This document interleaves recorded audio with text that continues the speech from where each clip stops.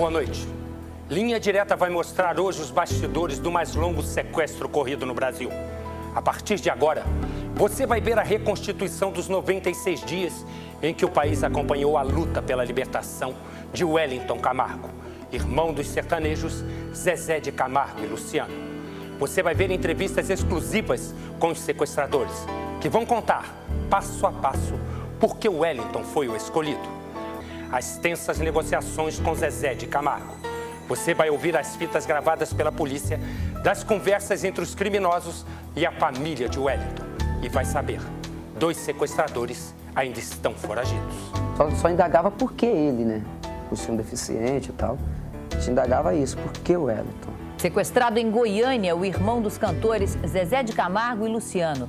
Foram 3 meses de ansiedade e angústia. A dramática negociação do resgate mobilizou a imprensa e a polícia de vários estados. A frieza e a truculência dos sequestradores marcaram a família de Zezé de Camargo e Luciano. O sofrimento de Wellington Camargo emocionou milhões de brasileiros. Além da dor e do terror no cativeiro, Wellington viveu um outro pesadelo, o de pensar que tinha sido abandonado pelos irmãos. Você tem que viver cada momento da sua vida como se fosse o último segundo. É aqui que você vai envelhecer? É aqui. Eu brinco com a minha mulher, falo, ó, isso aqui eu comprei aqui exatamente para ter essa vista aqui, porque quando a gente tiver velhinho, eu pegar uma cadeira de balanço, sentar aqui com a minha velhinha e ficar olhando os bois ali no pasto, ali branquinho, eu adoro. É isso aí, eu e o alemão, só que bolendo. O Wellington era mais do que um filho para ele. Aí resolvi, e pegou. Já estava certo, né, quando eu cheguei, quero o Wellington pegar. Foi eu e o Osmar, assim, nós que decidimos. O primeiro passo na preparação do sequestro foi estudar todos os movimentos da família Camargo. José Francisco e Osmar Martins, o alemão, viajaram para Goiânia. Em setembro de 98, os 2 sequestradores começaram a observar o entra e sai no trabalho de Wellington. Pouco tempo, a rotina de Wellington, do pai José Camargo e da mãe Helena, deixa de ser um mistério para os sequestradores.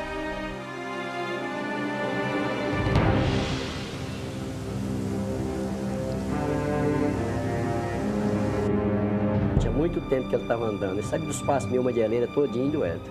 Longe da família Camargo, os outros integrantes da quadrilha se preparavam para o sequestro. Luiz Carlos Medeiros, um ladrão de carros, é encarregado de conceder o carro para o sequestro.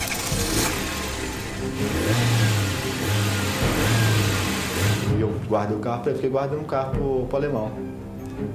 E quando foi um dia, eles foram me pedir o carro. Eu quero levar o carro para eles em tal lugar. No município de Abadia de Goiás, a 25 quilômetros de Goiânia, Moacir, irmão de José Francisco, tem uma missão: preparar a chácara Quinta dos Sonhos para ser o cativeiro de Wellington. Quando eu cheguei na chácara, ele chamou e falou, nós vamos fazer isso. Aí construiu o barraco para fazer o sequestro. É aqui a casa dos sequestradores, que na verdade é uma chácara. Eles construíram, muraram a chácara justamente para fazer o sequestro, que era arame antigamente. E eles muraram para ter mais segurança, né?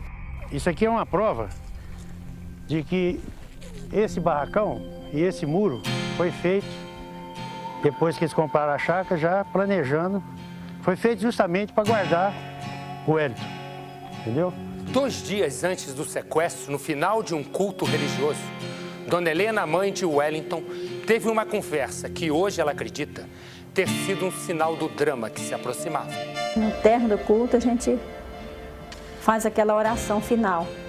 Então, quando nós terminamos a oração, o pastor, o dirigente, o Paulo Victoy, ele olhou para mim e disse, irmã, o Senhor me mostrou um laço de sequestro e é na sua família. 16 de dezembro de 98. Depois de mais um dia de trabalho na loja de pamonhas, Wellington é deixado em casa pelo pai. A poucos metros, 3 dos sequestradores se preparam para entrar em ação.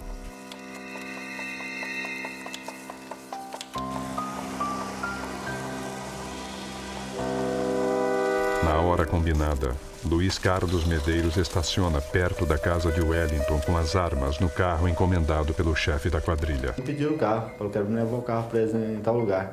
Eu fui levar, quando cheguei lá era na casa do Dr. Wellington, né?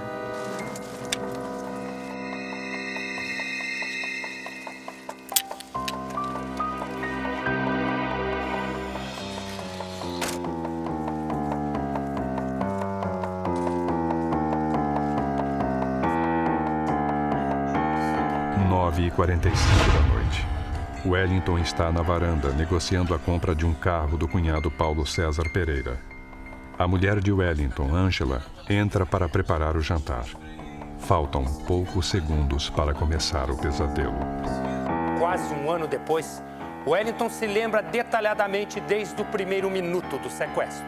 Quando eu levantei a cabeça, eles estavam lá já na porta, né? Todos armados de capuz. Na hora eu pensei que fosse uma brincadeira.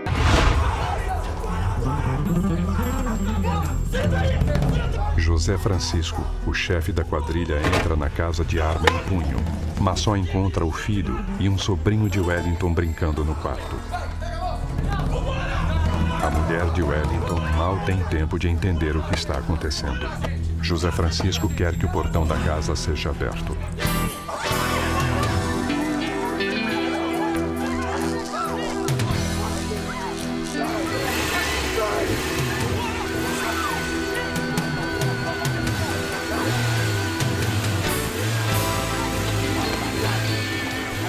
Que é um sequestro. A gente quer 5 milhões de dólares, entendeu? Tamparam minha cabeça e já saiu disparada. E daí em diante eu não vi mais, né? Zezé de Camargo e Luciano, uma das duplas mais vitoriosas da história da música sertaneja brasileira, vão começar a pagar o preço da fama e do sucesso.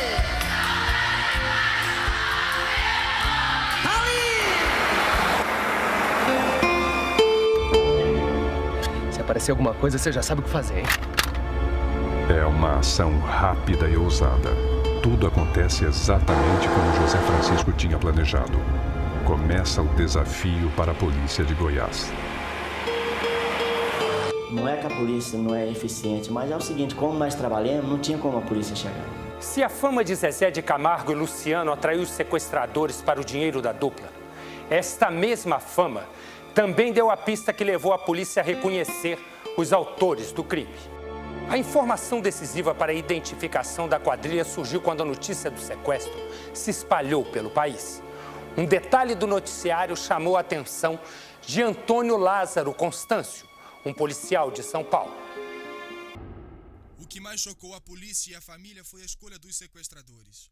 Wellington é paraplégico, vive numa cadeira de rodas e precisa de cuidados especiais o tempo todo. No dia 4/10/98, eu recebi uma informação que os irmãos Oliveira, os quais eu persigo há mais de 4 anos para colocá-los na cadeia e dar mais paz à sociedade, eles iriam cometer um sequestro de uma menina paraplégica no dia 18 de dezembro. Quando foi no sequestro do Wellington? E eu liguei para o delegado do grupo antissequestro e disse a ele, foi os Oliveira. Os Oliveira formam uma quadrilha que assalta, mata, rouba e sequestra há mais de 20 anos. Desafia a polícia de 6 estados. As penas de alguns dos integrantes da quadrilha dos Oliveiras variam de 200 a 400 anos de prisão. 3 dos 9 irmãos já foram mortos. E o líder do grupo, Manuel de Oliveira, estava preso na época do sequestro de Wellington Camargo. Segundo a polícia de São Paulo, contando esposas, cunhados, primos e sobrinhos, o bando dos Oliveira tem 27 integrantes. Veja agora quem é e o que fez cada um dos sequestradores de Wellington. José Francisco de Oliveira, chefe do bando e cérebro do sequestro, acusado de assassinatos, assaltos a banco, sequestros e extorsão. Ele decidiu sobre o resgate e planejou a fuga.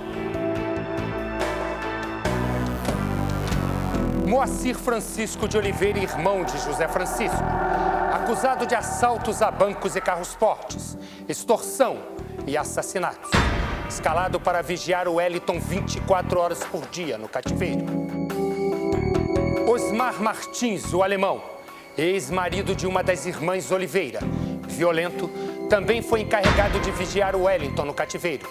Era o motorista da quadrilha. Luiz Carlos de Medeiros. Ele é acusado de assalto a bancos e assassinato. Conseguiu as armas e o carro do sequestro. Outro que vigiou o Wellington no cativeiro. Os Oliveira se juntaram para praticar um crime.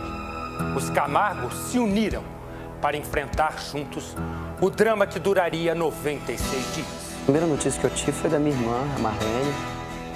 Ela ligou em casa desesperada, ela presenciou praticamente um sequestro. Eu nunca pensei que isso pudesse acontecer. Porque a gente vê, assim, falar com as outras pessoas, mas a gente nunca pensa, né? Isso vem acontecer com a gente. Quando eu cheguei lá, que achei aquela casa daquele jeito, e a família dele chorando, aquilo aí foi um...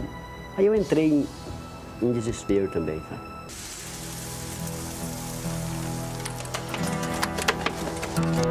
Trinta minutos depois do sequestro, Wellington chega ao cativeiro. Ele é retirado do carro. No caminho até a casa, percebe que há folhagens no chão.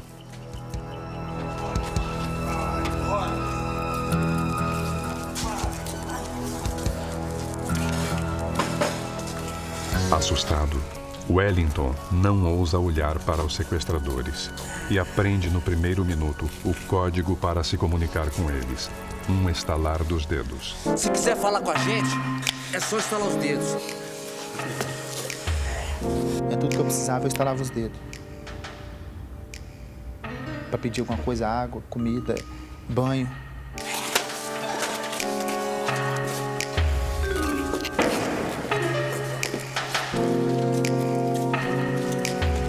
O pavor é muito grande, assim, te explicar o que passa. Só quem já passou sabe o que é. É uma dor muito grande, você pensa, Jesus, o que está me acontecendo? Eu não entendo isso. Por que está me acontecendo? Isso está me acontecendo? Eu pensava que era um sonho. Eu falava, não, isso é um sonho. Eu cheguei a ponto de achar que eu estava ficando louco. Eu cheguei a ponto de pensar assim, meu Deus, eu estou ficando louco. Isso não está me acontecendo. Mas todo dia eu dormia, acordava e ainda estava ali, então...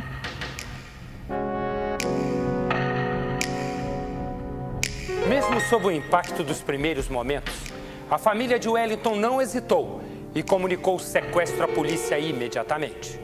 A primeira atitude que nós tivemos foi de avisar a polícia, a delegacia de antissequestro de Goiânia.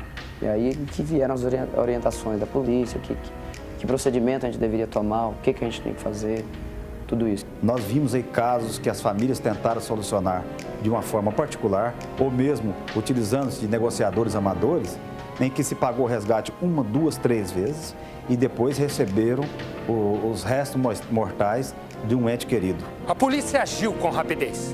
Fechou as saídas de Goiânia, grampeou telefones, tentou levantar dados detalhados sobre a vida de possíveis sequestradores.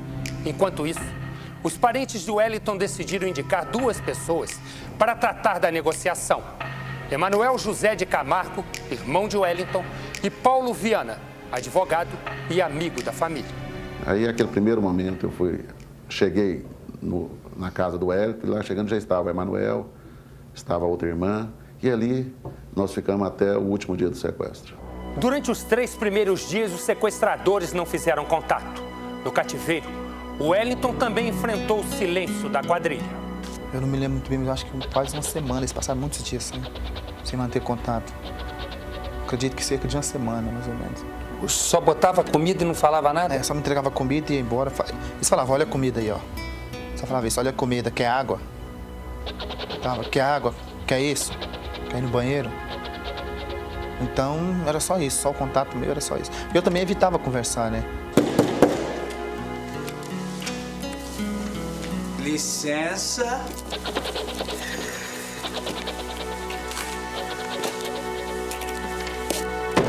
Quando é que você teve a primeira conversa com eles?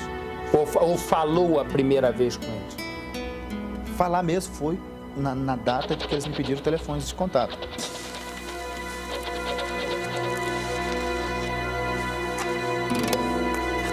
Escreve aí o telefone do Zezé de Camargo. O que Quem pode resolver isso é meu outro irmão, Emanuel. Então escreve o dele também.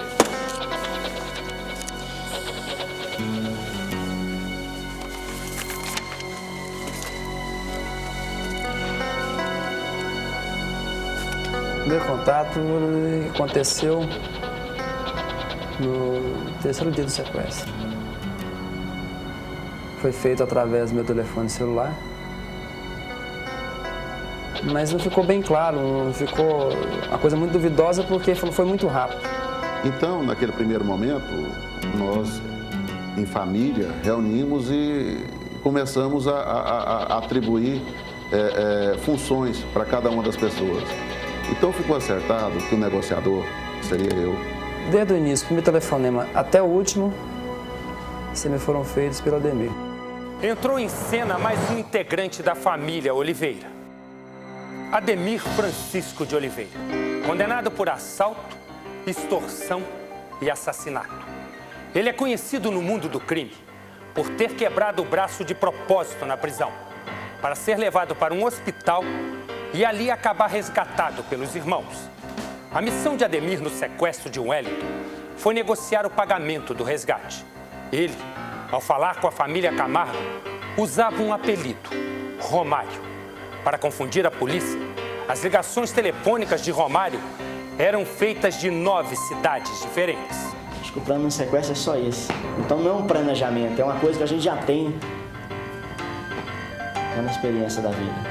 O Ademir é inteligente, ele manipulava os seus irmãos, toda a quadrilha, e de longe ele comandava esse sequestro, que foi um sequestro muito complexo. Uma negociação difícil e dolorosa. A família Camargo sabia que no cativeiro, o Wellington sofria ainda mais por ser um deficiente físico. Tinha cadeira lá de roda, nesses 96 dias? Não. Nos primeiros dias, eles me levavam no banheiro no braço. Mas aí, no decorrer do tempo, eu tinha que ir me arrastando até o banheiro.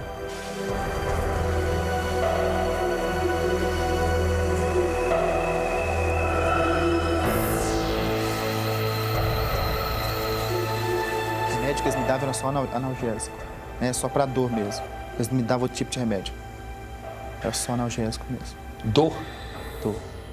Porque eu ficava muito tempo deitado, então o corpo doía. Eu tenho um problema de escoliose na coluna, então a dor era muito grande.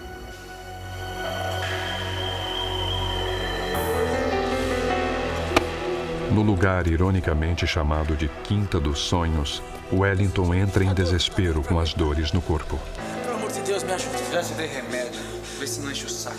Eu dizia, doendo muito, não dá pra continuar de jeito. O que vocês têm, que vocês podem fazer? Aí só falava isso, falava, olha, sem chance, remédio, mas não vai poder te dar. Sem chance, era só isso que eu dizia. Era sempre o mesmo que falava contigo? Era. Eu acredito que para não divulgar a voz, essas coisas, né? Colocava sempre um para falar comigo. Sempre o mesmo? Sempre o mesmo. Hoje, quando você lembra daquela voz, o que é que te passa? Pânico. Na casa da família, os parentes de Wellington e o advogado Paulo Viana viviam também como se estivessem num cativeiro, permanentemente ligados no telefone. Era um momento totalmente de espera. Era o Wellington preso no cativeiro, a gente preso dentro do apartamento. E a hora que eles ligavam, a gente mostrava naturalidade, normalidade, como se tivesse ligado 10 minutos antes. Porque nós não poderíamos demonstrar nunca a eles que nós estávamos preocupados com essa tática deles, que era de ligar, ficar 5 dias, 10 dias silente. Então, realmente, foi um jogo ali estava um jogo de paciência. Para Zezé de Camargo e Luciano, o show não podia parar. Pressionados por contratos, eram obrigados a continuar com os espetáculos, mesmo sofrendo com o drama do irmão. A gente fizemos várias reuniões, aí ligamos para os contratantes para cancelar os shows, aí os contratantes já tinham gastado dinheiro com mídia, com despesa, com show. Quer dizer, seria um trauma para todo mundo, um desperdício assim. E aí a gente viu que não adiantava nada também ficar parado do lado do telefone, aguardando notícias do nosso irmão, aquela coisa. Daí a gente resolveu fazer o show, assumir os compromissos. A gente fez, mas assim, terminava o show, a gente pegava o avião, ia para Goiânia, aí ficava lá em Goiânia.